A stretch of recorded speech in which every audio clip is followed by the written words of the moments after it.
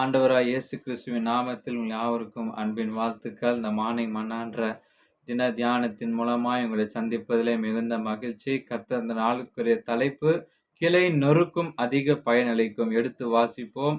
யோவான் 15ஆம் அதிகாரம் 2ஆம் வசனத்தில் வாசிக்கிறோம். எண்ணில் கனி கொடாதிருக்கிற கொடி எதுவோ அதை அவர் அறுத்து போடுகிறார். கனி கொடுக்கிற கொடி எதுவோ அது அதிக கனிகளை கொடுக்கும்படி அதை சுத்தம் பண்ணுகிறார். ஆமென். திராட்சை கொடியில் ஒரு புதிய கிளைகள் வெட்டப்பட வேண்டும். ஏனென்று சொன்னால் அந்த கொடியினுடைய சத்தை உரைச்சி திராட்சை கொலைகளை வராவிட்டால் அது சரியாக கிளை நறுக்காததால் அது நல்ல அறுவடை பெற தவறி விடுகிறார்கள். ஆனால் நன்றாக கிளை நறுக்குதல் வலிமையான அந்த வேர் மண்டலத்தை உருவாக்குகிறது. கொடியின் ஆரோக்கியத்தை சீர்படுத்துகிறது.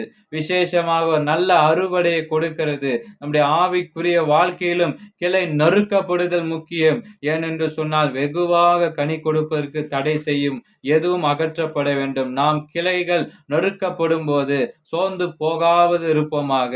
தேவனுடைய ஞானம் நித்தியத்தின் நிலைப்பாட்டில் இருந்து நம் பாடுகளை நாம் சகிப்போம், பார்ப்போம். அதே போல் இந்த சோதனையுடைய வாழ்க்கையில் ஆசீர்வாதங்களுடன் சம்பந்தப்படுத்தி அதனுடைய அர்த்தத்தை பார்த்தால் சந்தோஷப்பட்டு அவற்றுக்காக தேவனை நாம் போற்ற முடியும். ஆமென்.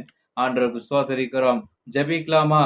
ஆண்டவரே, என் பாடுகள் கண்ணீரில் நீர் ஒரு நோக்கத்தை வைத்திருக்கிறீர் என்பதை புரிந்து கொள்ள உதவும். எனக்கு எது சிறந்தது என்பதை நீ அறிவீர். எனவே கிளை நறுக்கப்படும் போது நான் சோர்ந்து போகாமல் இது என்ன கிறிஸ்துவை போல மாற்றும் என்பதால் உம்மை துதிக்க என்னை அர்ப்பணிக்கிறேன். என்னில் உள்ள செத்த கிளைகளை நசுக்கி என்னை பலனளிக்கிறவராய் மாற்றும். இயேசுவின் நாமத்தில் ஆமென். Have a blessed day. God bless you. கர்த்தர் தாமே உங்களை ஆசீர்வதிப்பாராக. ஆமென்.